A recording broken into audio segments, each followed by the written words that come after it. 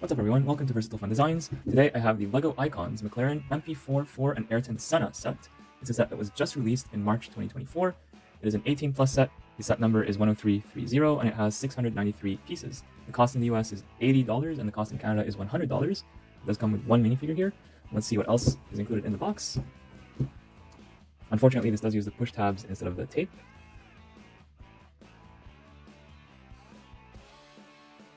So the set does come with this instruction booklet, which we will not use, but just so you know, it has, let's see, 109 pages. Here's the part list, by the way. Lots of parts included in the set. And this is also available on lego.com as of now. You can always look at it there. There are 6 numbered bags, thankfully with no duplicates. That means there's one bag 1, one bag 2, etc. And there are also these wheels and tires that are pretty hard. They come out not in any bag. And there's a sticker sheet, which thankfully is not bent this time. So that's pretty good, although some of these stickers are pretty large. Alright, now let's get everything out of the way and start with bag 1. And I will be using only the building phases. I already looked at the manual online before I opened the set. I know that there's no building phases here. I'd be surprised if they were in the paper version, but let's just check. There's some interesting reading material here on the first few pages, so even if you don't use the instructions, I think it's worth looking at. So here it just tells you open bag 1, build the minifigure, okay, we can probably figure that out. Build the stand, also we can probably figure that out. And then it just tells you build the car. It doesn't tell you with bag 1 you only build like part of the car, unfortunately. So we're gonna have to figure those out ourselves using either the instructions or the application that LEGO provides. I will be using the 3D view. I will not be using the intermediate steps, only the 6 steps for the final step for each bag, just like what I did with the Natural History Museum.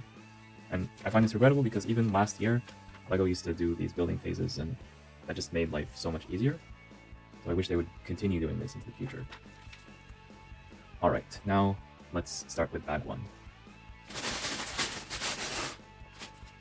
There is a brick separator included with the set, and it is in teal. So the Ayrton Senna minifigure included in the set is an exclusive figure. You cannot get him anywhere else. This is a unique torso, unique leg printing, and there's also 2 facial expressions. So there's a slight smile here, maybe when he's driving, and a larger smile here. So I appreciate that we do get everything with this figure.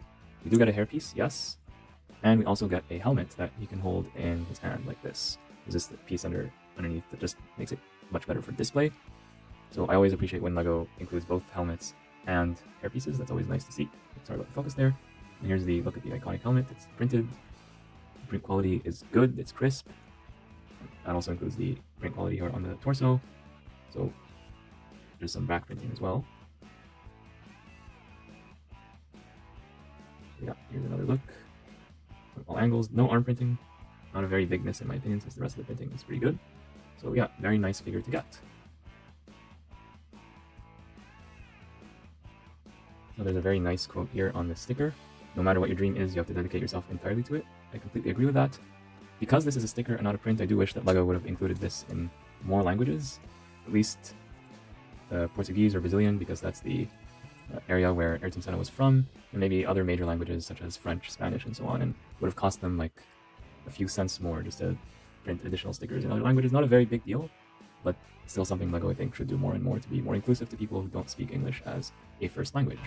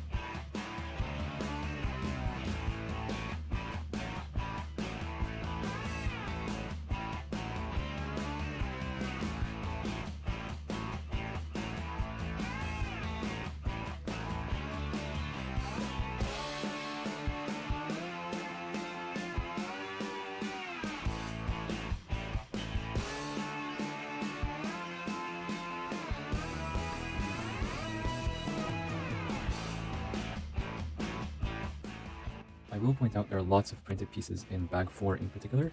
So we have these shell prints right here. We have 2 McLarens, the spoiler. That's pretty interesting how they did this technique. It's 2 printed pieces. It's pretty deluxe. We have this printed piece with all the sponsors, including Shell, including Honda. I'm sure a lot of people are going to want this piece afterwards. This piece is printed. It's a console. I don't think it's exclusive or anything, but it's still nice to get. We have this windshield here that's also printed. You don't see this a lot. These are stickers, however. The number 12s, responding to number 12 over here. So yeah, a nice selection of prints that are offered in this bag.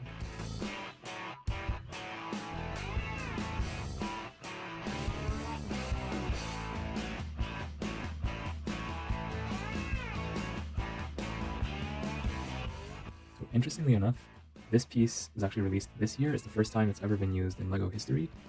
This piece has never existed before. It looks so familiar. It makes sense that this piece exists. I'm trying to get this thing to focus. Yeah, so it makes sense that this piece would always have existed. At least that's what it feels like to me. But in fact, it's new. It's pretty useful because there are many places where the original piece, like there was no piece exactly like this. You could not have achieved this effect before. Pretty surprising in my opinion. Of course, there's one that is mirrored right and left. So this one and this one are not interchangeable.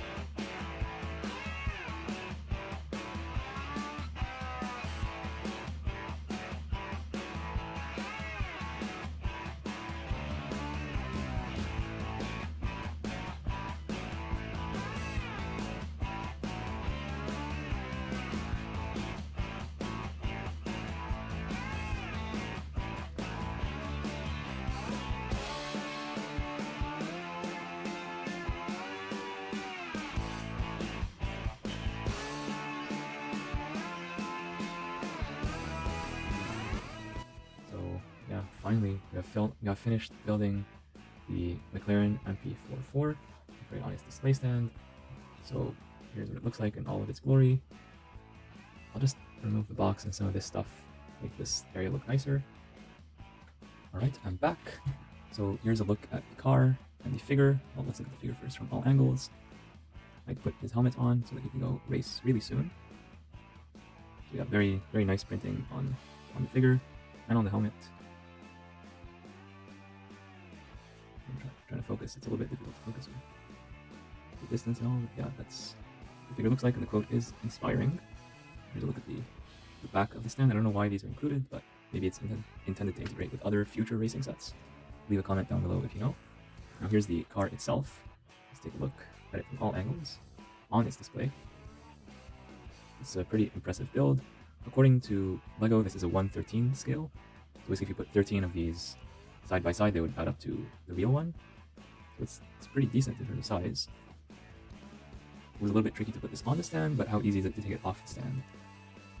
Okay, that's not too difficult, and I'm happy that the pins stay inside instead of moving with the car. And when we put the car on the ground, you see that it's very low to the ground. There's only like one plate, maybe two plates high. The large plate, but just with this one, I'm able to slide this one plate underneath. And another way to look at it is basically replicating what is shown on the box here. So I'll actually put this on the box and just angle it a bit so you can see. So yeah, like you see, it is very low to the ground, which is really amazing work by the designers. They did amazing work overall, but like specifically making it very proportional, very low to the ground. That's something I really do appreciate. So what else do I appreciate about the set? Well, there's a lot to like here. There are some very good prints. They're using the McLaren logo here instead of another company that starts with M, which makes sense. This is a print powered by Honda because it's a Honda motor. We'll look at that in a moment. This is a print right here, and I like the way they did this whole windshield section. While we're here, let's take a look at the driver's cab. So it's fairly realistic for the scale. The steering wheel is not completely accurate to like a real steering wheel of an F1 car that has a lot more controls and stuff, but the thought counts here. It's the thought that counts. On the other side of this lever, it's a little bit hard to see. Yeah, there we go. Yeah, sorry about the focus there, but basically this thing, you can like adjust it a little bit. That's pretty cool. You have some mirrors on both sides. And then these prints on the front are good for Shell. And then this print here with Honda number 12, Shell and McLaren. This is a really nice print to get, very collectible. And yeah, overall look of the car is nice, and the engine is also nice. We'll look at that in a moment. But then I do have some things I would like to see improved. I wish that these would be black. These pieces here and this piece right here, I think it should be black instead of gray. That would make it a lot better. And then this famous blue pin. Now let me see if I can angle it towards the camera. Yeah, that blue pin right there. It's so annoying. That did not need to be blue. I understand for sets for young kids, like 7+ Technic sets, they want to give people easy to distinguish colors so that they don't mix up this piece with the same piece of length 3 because they have the same color. But for an 18+ set, come on, like, just LEGO, please bring back the 3-length black Technic pins and also make them in all the colors so that we can use them in mocks, and LEGO designers can use them in official builds much more easily. And we're not going to get confused, we promise. Or at least give us the option. So include the blue pins for those who want to use the blue pins, and include the black and white pins for those who want that option. This print here is a miss.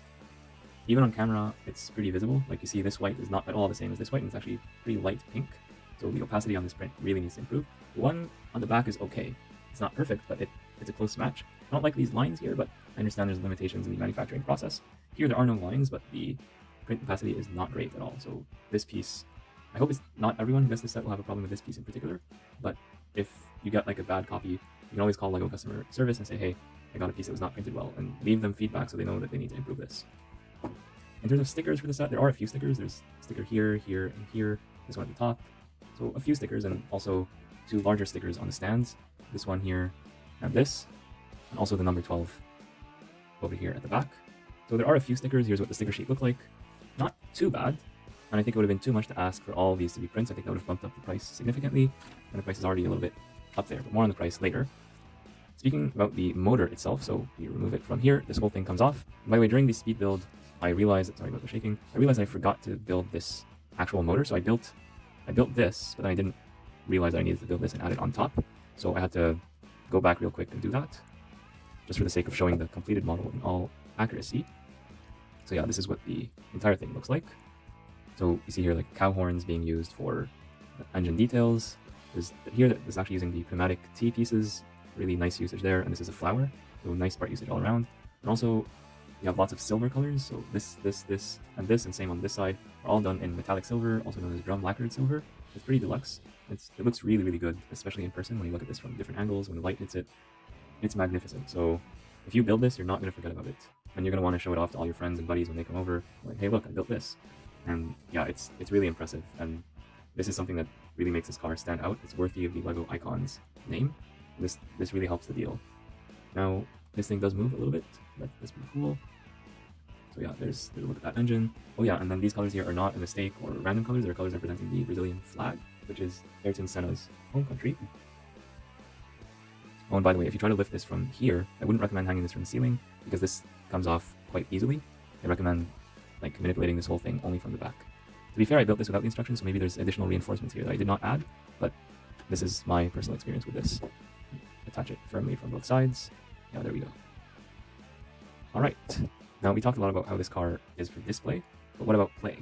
Well, you might have noticed I added some plates here. They're not part of the official instructions, but I think it makes sense to add 2 plates instead of this piece right here at the driver's seat so that Ayrton can actually sit inside. Let's see what he looks like. So the scale is not perfect, of course, but it still looks kind of okay, right? Depends on your opinion, but I think it looks cool. I think this is fairly believable. For someone who's not very much into Formula 1, like they wouldn't see any problem with this.